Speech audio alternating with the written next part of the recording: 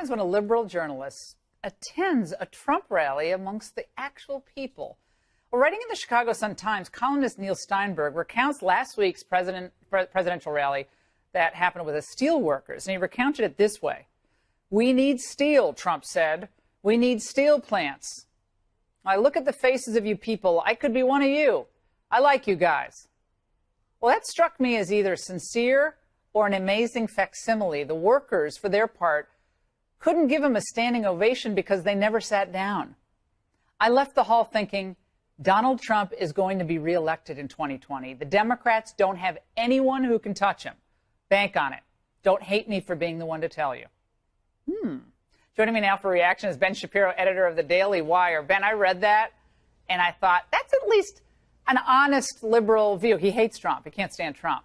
But going to a rally and seeing the reaction of the people and thinking, Kamala Harris or Cory Booker, are they really going to get the mojo going? What are your thoughts there? I think it's exactly right. I mean, the culture war that's been raging in the country is really not a war between the elites and the non-elites. It's between the elitists and everyone else. People who think that jobs being lost at the New York Daily News is a national tragedy, but jobs being lost in the steel industry is totally fine because those are a bunch of rubes in the Rust Belt anyway. What President Trump really does better than virtually any other politician on the American scene is he conveys that he really does care about people who are in these industries, the people who are doing the so-called dirty jobs that people on the coast tend to think only illegal immigrants are willing to do. Yeah, Ben, I did my angle tonight on the Koch brothers, who've done a lot of good stuff on tax reform and supporting Brett Kavanaugh and tax, deregulation, excuse me. They've done good stuff on that.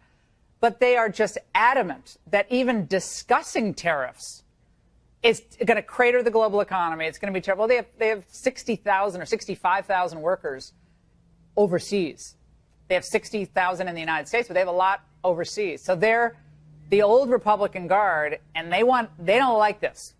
And they're going to start funding some Democrats because they want to fight that Trump approach to trade. Well, I think obviously funding Democrats is not the answer to this. I'm a free trader myself, and I'm not particularly fond of tariff policy. But the real key here, again, I think is less policy-driven than it is even cultural. The president obviously has a lot of sympathy for people who are in these industries that have paid a price due to trade. I mean, there's no question that there are winners and losers in trade. Overall, I think that trade is a great thing for the United States. I think free trade is a great thing for the United States. But to pretend that there are no downsides to trade is obviously not telling the whole truth. Yeah, well, I mean, I think that, again, the results of the election in those Rust Belt states, and they suffered the great job losses over the last 20 years of China being in the WTO. I mean, all these neocon hawks, Ben, who all they did is tell us, we got to build up the military, got to build up the military. That's great. I agree. But China's the big threat to America's dominance militarily and economically. And so if we just grow their economy at the expense of our own, we're going to be in some trouble down the road. I also want you to get some thoughts from you on something that's kind of the opposite of what that Chicago Sun-Times columnist wrote. This was a piece published this morning, imagining the day after Trump's re-election loss in 2020. Okay, here it is.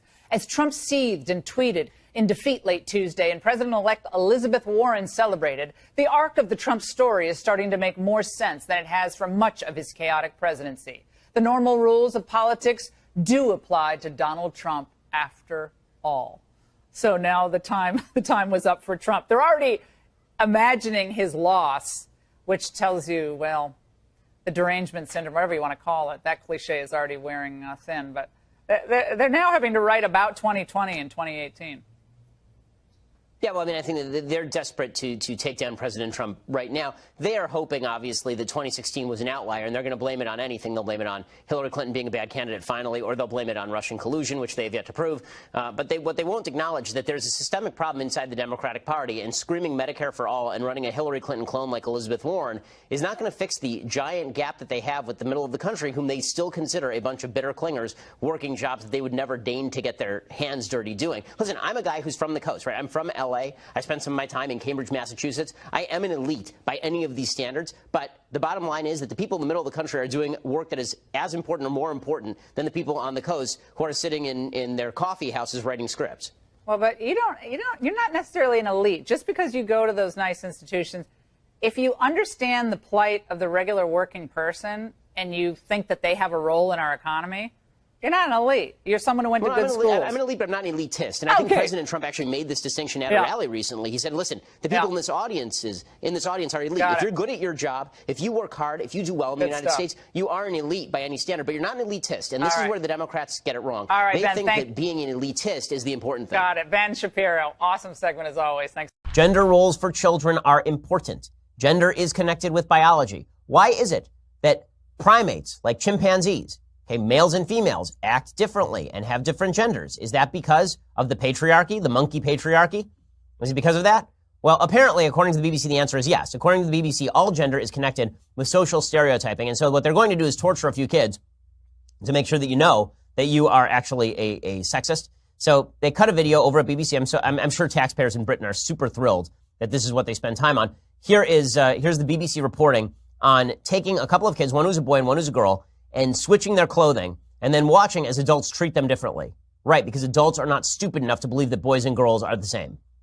Look at this, you like a dolly? Should we go for the dolly? There's a good girl. Okay, this is Edward, who's dressed as a girl. Aren't you, Sophie? I think she liked that pink dolly the best. If I were to tell you actually that Sophie is Edward, does that change anything? I maybe thought, oh, this is a little girl, so I have to give her little girl things. Says men hugely dominate careers, prizing math, spatial awareness.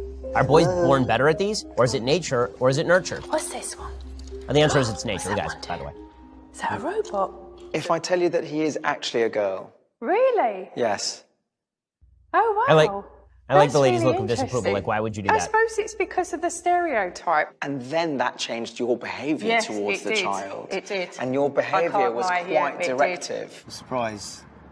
So I automatically went for the pink fluffy toy because I said it was a girl, so I was sort of stereotyping. Okay, this is so stupid. This is so stupid. Stop for a second. Okay, stop. This is so stupid. Oh, I thought I was more open-minded. I immediately went for the gender stereotype toy. You know why? Because babies, I have a girl, I have a boy. You know what? They prefer different toys.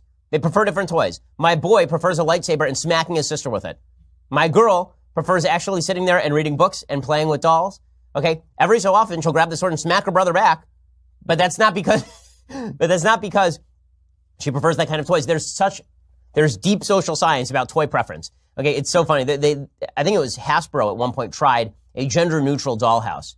They tried a gender-neutral dollhouse, and you know what they found? What they actually found is that the girls were taking the dollies and putting them to sleep. They're being all nice to the little dollies. And the boys were taking dollies and catapulting them off the roof of the toy house. Because boys and girls are different. The only reason my boy ever wants to play with anything that my daughter has is because my daughter has it. That's legitimately the only reason. Now, is it bad to reinforce these natural inclinations of children? No. Would it be the worst thing in the world if my kid wanted to play with a doll? My boy? No. But why would I possibly try and steer him in the direction of playing with dolls when that's not something he wants, number one? And number two, when I think it is very important to reinforce gender stereotyping. I think some gender stereotyping is quite good, not about what you can do and what you can't. My daughter can be a scientist. My daughter can be a doctor. Her mommy is. Okay, but it is important to recognize that men and women are not the same. And trying to undermine this by confusing a child is the stupidest thing I've ever seen. I'm sure it makes you feel better about yourself to believe that you have this much control over the world, but you actually don't. It turns out that men and women are very different in a variety of ways that extend beyond genitals. And the fact that the left continues to propose this anti-scientific nonsense that boys and girls are completely the same, and that if we just retrained women to be more interested in engineering, that suddenly the gap would disappear, it's just not true.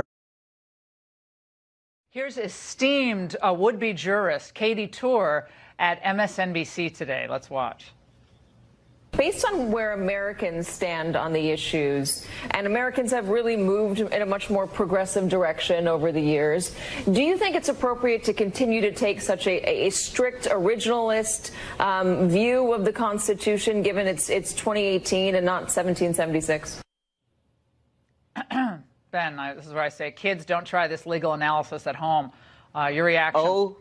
Oh, the levels of stupid. 1776, the Constitution was not yet written, number one. Number two, if you believe that America has evolved beyond the Constitution, it has an amendment process. Also, we have legislatures that you can elect. And finally, the idea that any of this justifies the Supreme Court moving away from the text of a law simply so they can interpret the Constitution as poetry is more evidence that the left wants the Supreme Court to simply be a super legislature, as opposed to, an actual judiciary that is using judgment instead of will, as per Alexander Hamilton in Federalist 78.